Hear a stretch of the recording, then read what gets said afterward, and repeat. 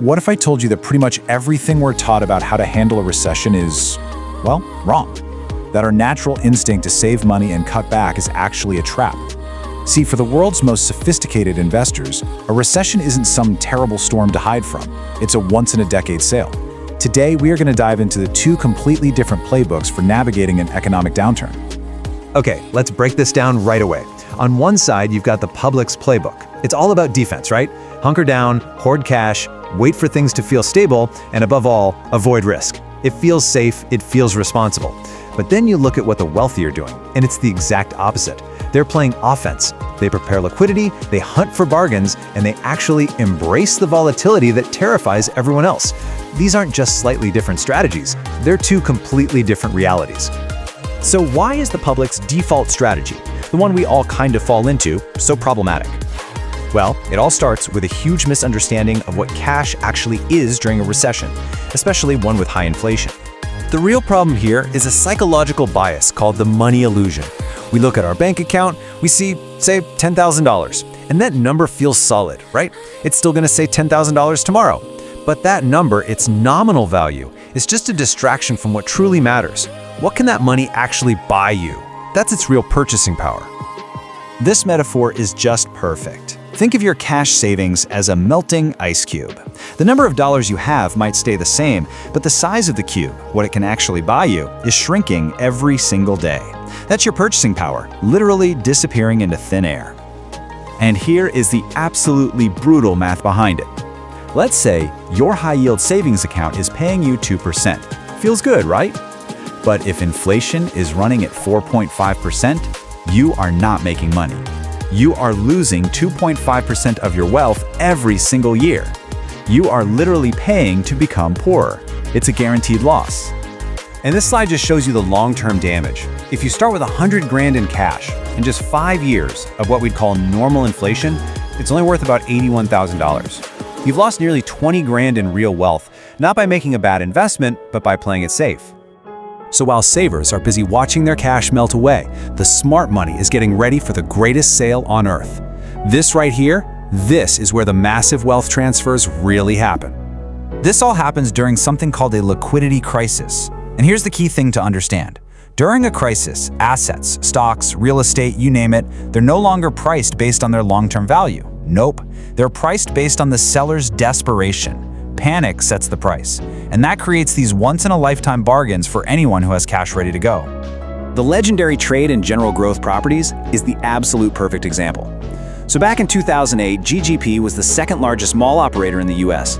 Its stock completely collapsed from $67 a share all the way down to 35 cents. The market saw a dead company walking, but an investor named Bill Ackman saw something different. He saw incredibly valuable properties with a temporary debt problem. So what did he do? He invested $60 million, forced a restructuring of the company, and just waited. And the result? Well, when the market finally came to its senses, that $60 million bet turned into $1.6 billion. That's a 77 times return. This wasn't magic, it was simply buying high-quality assets from sellers who were panicking during the liquidity crisis. The investing legend Howard Marks summed up the logic perfectly. In a crisis, there are really only two outcomes. One, the whole system collapses. If that happens, guess what? Your cash is worthless anyway. But two, and this is what has always happened, the system survives. And if it survives, the assets you bought for pennies on the dollar are going to be worth a fortune. Now that GGP trade, it isn't just a cool story about one investor getting rich. It's a perfect snapshot of how these moments of crisis don't just create wealth for a few, they fundamentally reshape the economy for everyone. And this leads to a really powerful phenomenon. It's called the K-shaped recovery. After a recession, the economy basically splits in two. The top arm of the K, that's the asset owners, the investors, they shoot straight up, often becoming wealthier than they were before. But the bottom arm, that's the wage earners, the service workers, they go sideways or even down, facing stagnation and job losses.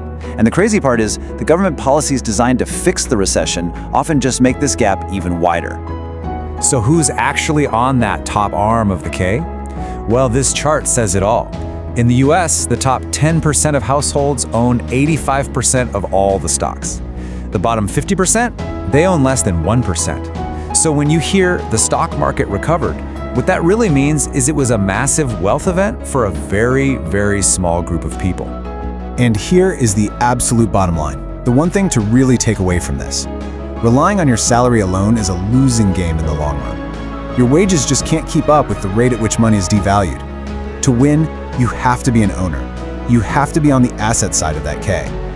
Okay, so this all sounds great for billionaires like Bill Ackman, but what about the rest of us? How can we actually apply these principles? Let's get into the actionable playbook you can use.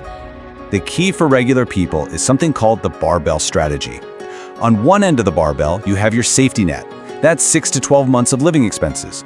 But instead of just letting it sit in cash, you put it in something safe that also fights inflation, like short-term government bonds or T-bills. This is your sleep at night fund. Then, on the other, much bigger end of the barbell, you aggressively and systematically invest in growth assets, like a broad S&P 500 index fund. And you do this through a beautifully simple method called dollar cost averaging. You just invest the same amount of money on a regular schedule, say every 2 weeks. When the market is down, your fixed investment automatically buys more shares. When it's high, it buys fewer. This completely reframes what a recession is. It's no longer a crisis. It becomes the primary accumulation phase for building your long-term wealth. Buying a broad index fund when everyone is panicking is your version of buying a distressed asset. Now, beyond investing your money, your single most important asset is your own earning power. During a downturn, companies cut the fat, but they keep the muscle. And this slide shows you where the muscle is. Healthcare is always needed. Tech roles that save a company money, like AI implementation, become even more critical. And of course, great salespeople who can bring in revenue are always in demand. Making yourself invaluable in one of these areas is the ultimate defense. So let's just recap the whole playbook. Step 1, reject the cash is king idea. Hold your emergency fund in something smart that fights inflation, like T-bills. Step 2, be ready to buy when there's blood in the streets. Prepare your shopping list.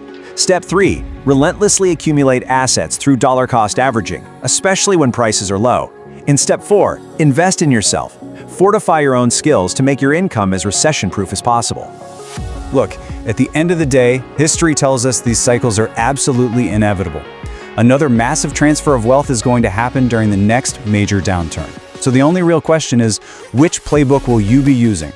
Will you be the one hunkering down with a melting ice cube, or will you be the one who's ready with a shopping list? The choice is yours. I hope you got a ton of value from that. Now, to take your learning one step further, I've put everything into a mind map and an audio podcast for you, perfect for listening on the go. Just check the description for the links. And hey, if you love this kind of content, join the community and hit that subscribe button. I'll see you in the next video.